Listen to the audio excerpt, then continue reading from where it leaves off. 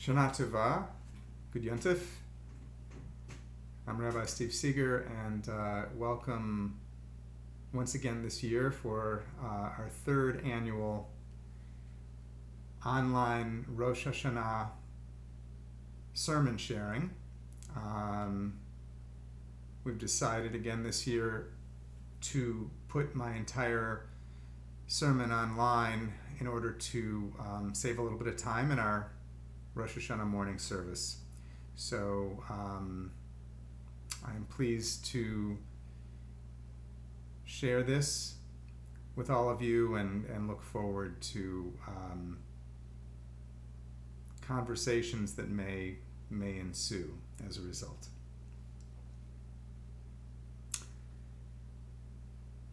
All of us, along with the rest of the country and the rest of the world, have been on a shared odyssey since March of 2020, as we've confronted and done our best to adapt to the most significant public health threat that our world has seen in the last century.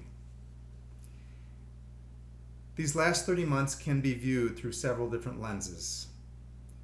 Through the lens of challenge, many have experienced fear, worry, isolation, illness, sadness, depression, and also the loss of loved ones. This category of experience has been mapped out by societal observers as traversing through a range of stages over the course of this era, beginning with the initial sense of shock as our world became a different place almost overnight. This was followed by grief as we confronted the many levels of loss brought on by the original lockdown and ongoing public health restrictions. Eventually, many of us found ourselves in a situation described as languishing, as the time frame of the pandemic kept extending and our position in relationship to the goal of getting beyond it remains stubbornly unclear. Another lens that we can use to view this era of COVID is very different. It is the lens that highlights adaptation, resilience, courage, creativity, flexibility, empathy, openness, generosity, and kindness. Although many were operating within physical constraints to varying degrees, a majority of our society understood the imperative to assume a learning orientation towards what for us was an historically unprecedented situation. We experimented and found new approaches to taking care of one another and ourselves, as together we negotiated this fraught period of history, each of us in our own unique context. People in frontline occupations in particular demonstrated profound bravery and altruism as they helped the rest of us meet this challenge, sometimes in the face of appallingly unappreciative attitudes.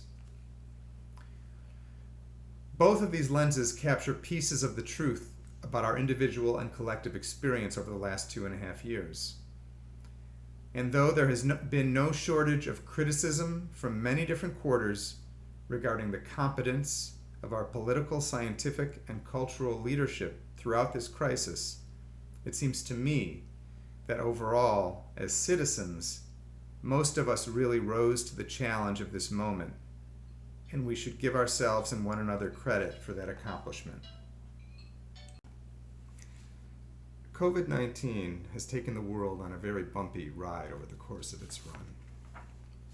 There have been several dramatic shifts in direction, driven by the almost miraculously rapid development of vaccines, followed by the documentation of their time-limited protection, as well as the unpredictable emergence of new variants and subvariants at different junctures.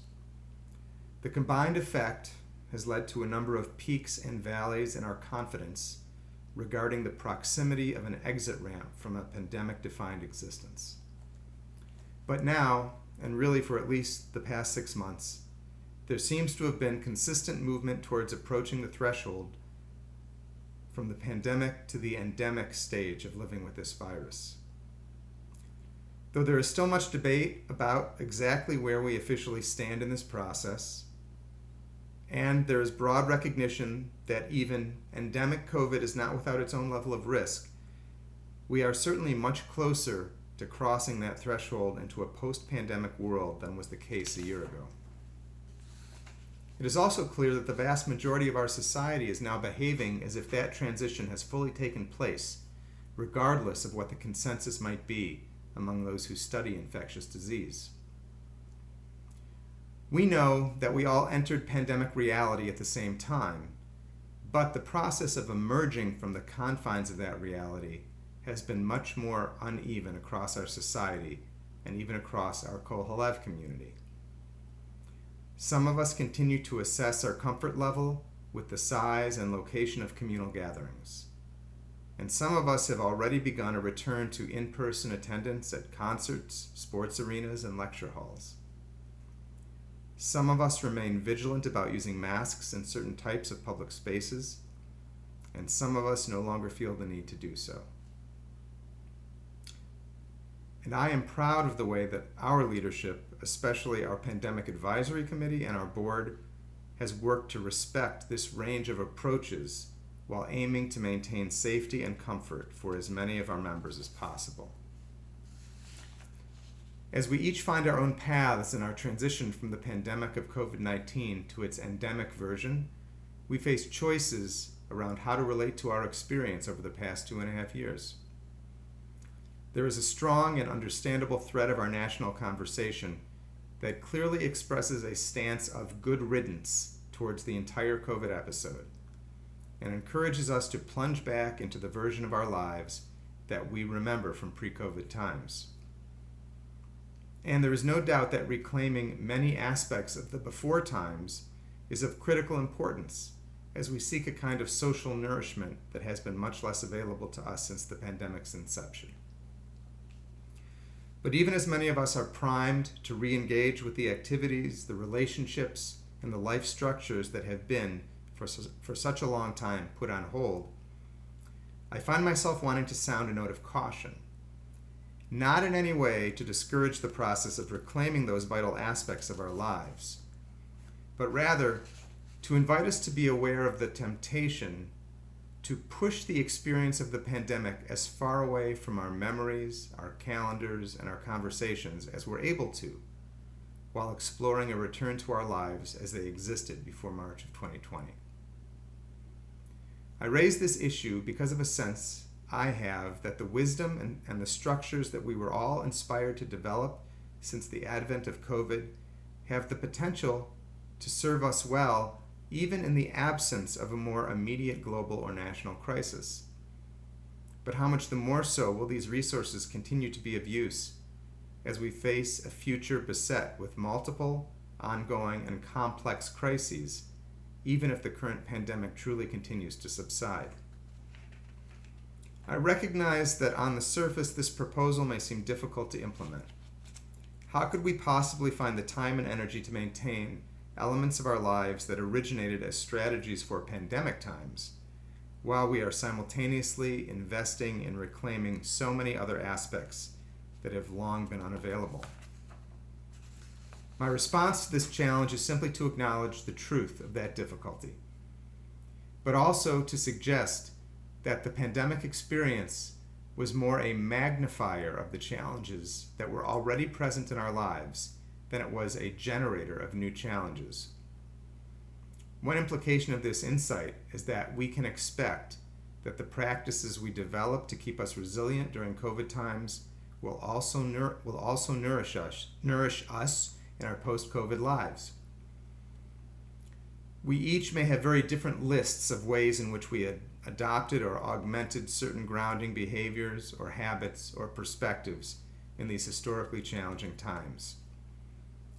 Maybe we actually incorporated these elements into our lives on a regular basis, or maybe we had at least enough exposure to them so that we could sense their usefulness even if we didn't or couldn't consistently realize those aspirations.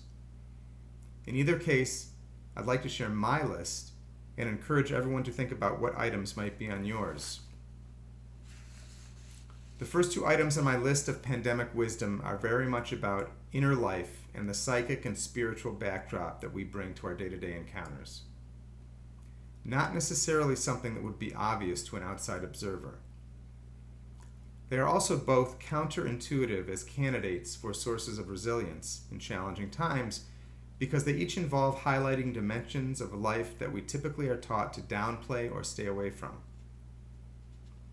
The first one takes me back 2 years to our first High Holy Day experience of the pandemic in 2020. In my talk on Rosh Hashana that year, I tried to make the case for seeing value in the huge amount of uncertainty that we had already been living with for half a year at that point. This sense of uncertainty had become a common theme to rail against in private and public conversations. My aim was to suggest that for all the discomfort that so many of us were feeling as a result of its constant presence, there was also a gift embedded within its challenge. This gift is the awareness of how precious our moment-to-moment experience can be when we don't take for granted that our lives are in any way predictable or mundane. The threat posed by COVID had made this perception come alive in a deeply compelling way. The second unlikely item on my list would be the ability to let go of projecting an exclusively positive attitude about my own life or about the state of the world, that's not how I happen to be experiencing it in the moment. The importance of this perspective was brought home to me earlier this summer as I made my way through the new book by Susan Cain called Bittersweet. In her book, Cain takes American society to task for our unhealthy cultural bias towards constant happiness, buoyancy, and strength, which has been labeled by some as toxic positivity. She explores and unpacks the importance of allowing for and honoring the sad and melancholic dimensions of our lives as necessary ingredients on the path to wholeness. The symbolic exemplar of this capacity that she comes back to again and again in her writing is Leonard Cohen, the power of whose music is what originally set her on the path to deepen her understanding of this too often misinterpreted family of emotions. This perspective is not opposed to joy and celebration, but it does invite us to remain open to engaging a greater range of expressions of the human heart. In parts of Jewish tradition, there is a parallel recognition that we cannot move towards wholeness in the absence of allowing our hearts to be broken. The most well-known example of this teaching comes from the 19th century Hasidic master Menachem Mendel of Kotsk, who said that there is nothing as whole as a broken heart. As we negotiated the path through the pandemic, especially during the first few months, there was much greater communal tolerance for the expression of sadness and heartbreak. But that openness has ebbed as our fear of the virus and its actual impact has been mitigated by vaccines and new therapies. As Cain emphasizes in Bittersweet, our human condition is inherently one of mixed emotional realities. And we are in better shape overall when we can acknowledge and express this complex truth to ourselves and to one another.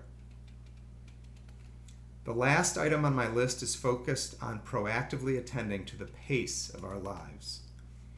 It's about making a conscious effort to prevent the speed and density of our schedules from ramping up to the point where we have lost any sense of balance or any capacity to step back and connect with our experience in the present moment.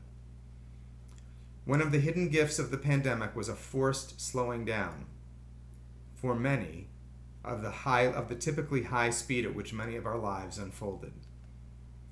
That slowing down led, for those not engaged with essential work responsibilities, to the experience of spaciousness that was quite unprecedented and sometimes challenging in its own way. That vast amount of spaciousness certainly began to dwindle once we entered the post-vaccine phase of the pandemic. But I believe that our extended encounter with it made an important psychic imprint in our society. Many people were able to give themselves permission for the first time to pursue a goal or interest that may have lain dormant for many years. Many of us acquired new skills or took advantage of the explosion of online learning opportunities that brought us into the virtual presence of some of the greatest thinkers and teachers alive today. Others chose to leverage this newfound gift of time to initiate or deepen a practice of physical exercise, or to explore or strengthen a spiritual practice, such as meditation, prayer, or contemplative study. And still others dedicated themselves to finding volunteer roles that involve providing help to those in need. Perhaps the clearest outcome of this earlier part of the pandemic was the powerful recognition of how much we had previously taken for granted that was suddenly stripped away from us. At the top of this list, for so many, were relationships with those in our lives we care most about, and finding opportunities to spend time together with them. And so, even throughout the period when in-person visits were either difficult or impossible, many of us prioritized sustaining and deepening those connections at a level that often went beyond what we had aimed for in pre-pandemic times. So this third item on the list is really about at least recognizing the value that this window of spaciousness brought into many of our lives for a time, and also about the aspiration to retain some portion of that increased capacity for reflection, exploration, and investing in relationship, even as more of us likely return to a broader range of commitments and activities in the coming period of time. Of course, as we peer into the future, none of us has a crystal ball, and we cannot know how the challenges in the present will unfold going forward. But regardless of what direction things take, we will certainly be in a stronger and more resilient position to deal with whatever comes our way if we can work towards sustainably integrating the insights and perspective that we have gained during this uniquely challenging and generative time. Ken Yhi Ratzon, so may it be. Good Yontif and Shana Tova.